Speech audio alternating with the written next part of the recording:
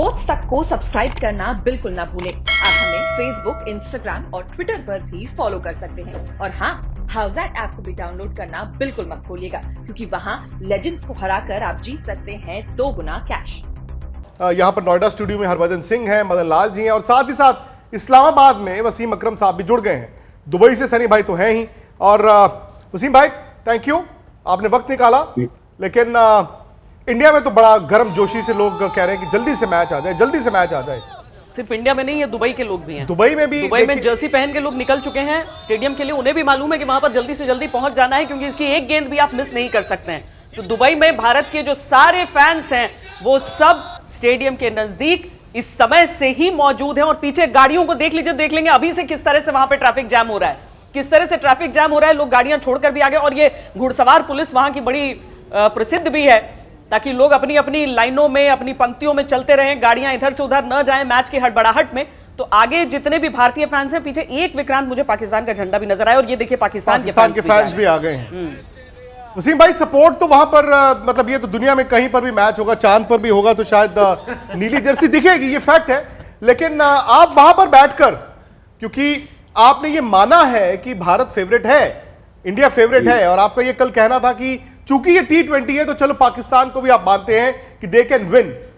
But क्या actually Pakistan के पास वो ताकत है, अगर आप प्लेयर वर्सेस प्लेयर देखते हैं तो?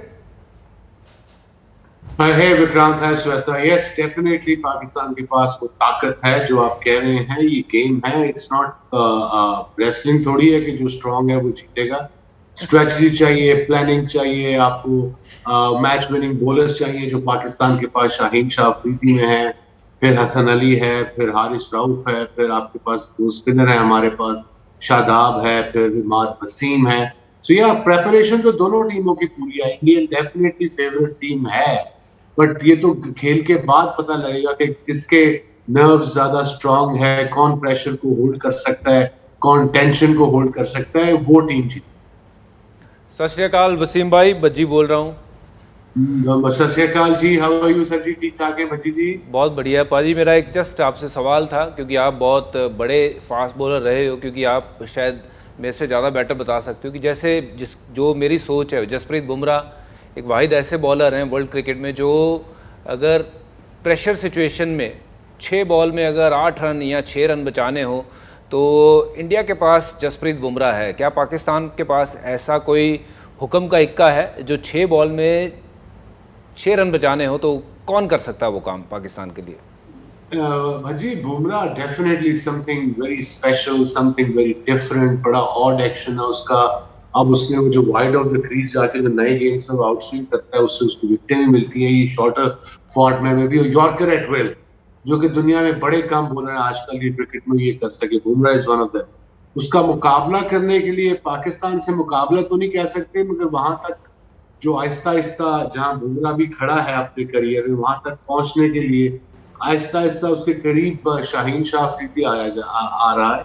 वो भी है भी अभी 21 सालों का, है भी 6 फुट 6 इंच, लेफ्ट आर्मर है। आपने देखा होगा नया गेंद वो अंदर लेके आता है और कोशिश करता है कि नए गेंद से उसको विकेट मिले। और वो आपको बताता चलूं, दुनिया में टॉप पे है इस वक्त पहले ओवर में विकेट लेने वाला। उसकी 21 विकेटें हैं फर्स्ट ओवर में नए बॉल से जो उसने विकेटें ली हैं। सो दैट शोज के ये शाहीन शाह अफरीदी विकेटों के लिए जाता है। थोड़ा सा शायद हमें प्रॉब्लम हो हारिस रऊफ के साथ, बिकॉज अगर उसके ओवर पाकिस्तान 17 ओवर से पहले खत्म कर ले तो बेहतर होगा, बिकॉज उसको एंड में आखिरी एक ओवर में उसको देखा चौका या बाउंड्री लग जाए, सो थोड़ा सा अंडर प्रेशर आया था। उसकी लेंथ और लाइन ठीक नहीं रहती। जी वसीम भाई, वैसे जब आप और वकार यूनिस खेलते थे तो सबको पता था कि अगर लास्ट 2 ओवर में 5 रन भी चाहिए, 4 खिलाड़ी उनके पास मौजूद हैं, तो पाकिस्तान शायद मैच जीत सकता है। और कई बार आपने करके भी दिखाया।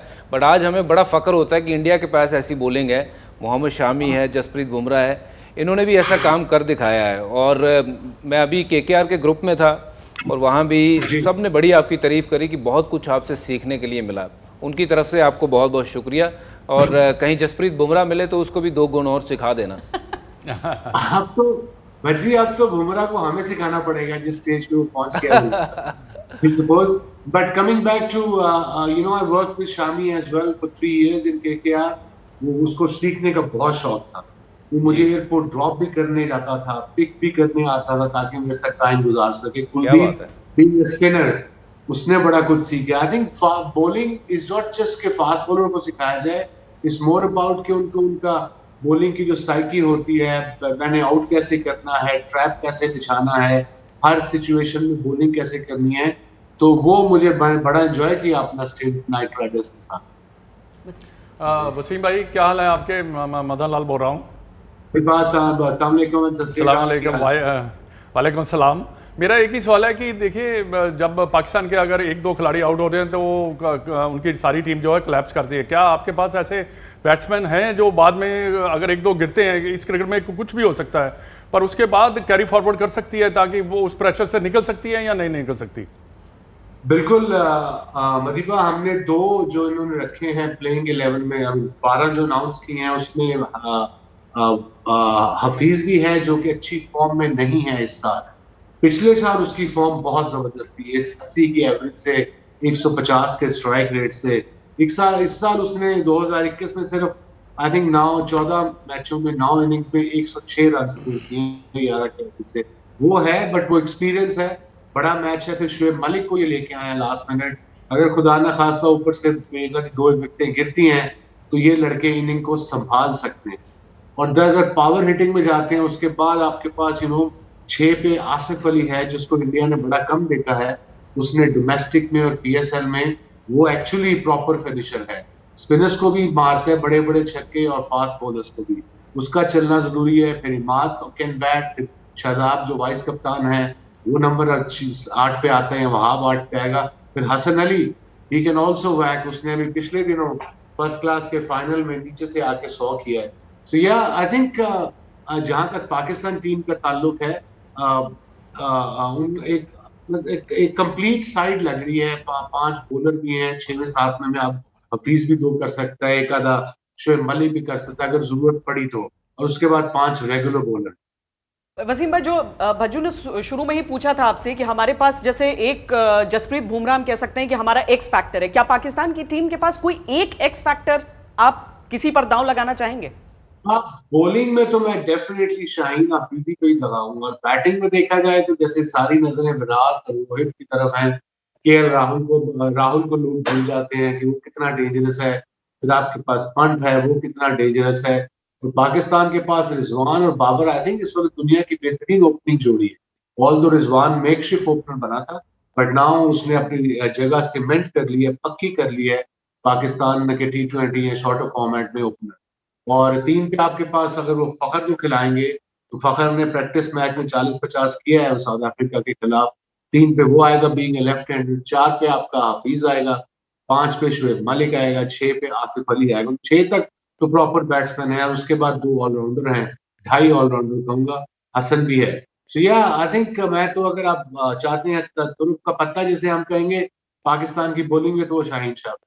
सनी भाई, किसी जमाने में कहते थे ना India batting versus Pakistan bowling. अब इंडिया के पास भी वो बॉलिंग है और वसीम भाई कह रहे हैं कि पाकिस्तान के पास बैटिंग है, लेकिन अगर आप तराजू में तोलते हैं कौन सी टीम भारी है? ये आप मेरे से पूछ रहे हैं विक्रांत जी? नहीं, सनी भाई से। सॉरी। बिल्कुल, क्योंकि देखिए ये एक मैच है ना, ये पहली मैच है। अगर ये मैच लीग की, अगर ये आखिरी मैच होती तो दबाव दुगना होता, क्योंकि ये पहली मैच है। जो भी टीम जीतेगी, जो भी टीम हारेगी, वो जानते हैं कि आगे जाकर उनके पास मैचेस है। और जिस तरह से ये जो क्वालिफाइंग मैचेस हुए हैं, जो क्वालिफाइंग मैचेस में एक तरफ से वो एक श्रीलंका और बांग्लादेश जो क्वालिफाई हुए, वो एक दूसरे ग्रुप में चले गए, तो वो ग्रुप और ज्यादा मजबूत बन गया। मैं ये नहीं कहूंगा कि स्कॉटलैंड और नामीबिया के भारत पाकिस्तान के ग्रुप में आने से बोझ थोड़ा सा हल्का हो गया, क्योंकि 2020 का तो फॉर्मेट है, 2020 फॉर्मेट पे कुछ भी होता है। पर फिर भी अगर श्रीलंका बांग्लादेश होती इस ग्रुप में तो और भी ज्यादा दबाव बनता, क्योंकि उसके बाद में अगर आज के मैच के बाद में अगर कोई टीम हार जाती तो वो कहती कि हाँ भाई, आगे जाकर हमें इनका भी सामना करना है, ये आसान नहीं होगा, तो दबाव और ज्यादा बढ़ जाता। आपको याद होगा सलाम क्रिकेट में भी ये सवाल हमने पूछा था, जो एक गाला सेशन था जिसमें 9 सुपरस्टार्स हमारे साथ उस पोडियम पर थे, और सबसे ये पूछा गया था कि एक एक्स फैक्टर अगर आप चुनते हैं तो वो कौन सा होगा? ये रोहित शर्मा नंबर 1 प्लेयर है। अगर रोहित शर्मा जब भी स्कोर करते हैं तो इंडिया कभी भी मैच हारती नहीं। तो एक एकदम फ्री फ्लोइंग बैट्समैन है और ज़बरदस्त बैट्समैन है। तो मैं उम्मीद करता हूं कि वो अच्छा स्टार्ट दें, क्योंकि उनके ऊपर भी काफ़ी प्रेशर, ऐसा नहीं कि जो भी देखिए जो बड़ा प्लेयर होता है उसके ऊपर 100% प्रेशर होता ही है। वो उसका खुद अपने ऊपर प्रेशर होता है, उसके बाद में लोग भी बात करते हैं प्रेशर होता है। तो मैं समझता हूँ रोहित शर्मा बहुत वेरी वेरी इंपॉर्टेंट प्लेयर है। हमारा ओपनिंग पार्टनरशिप केएल और रोहित का पार्टनरशिप, जो स्टार्ट वो दे सकते हैं और जो जिस फ्रीडम से वो लोग खेलते हैं, आई थिंक वो बहुत इंपॉर्टेंट रहेगा और बड़ा एक्स फैक्टर रहेगा हमारी सक्सेस के लिए।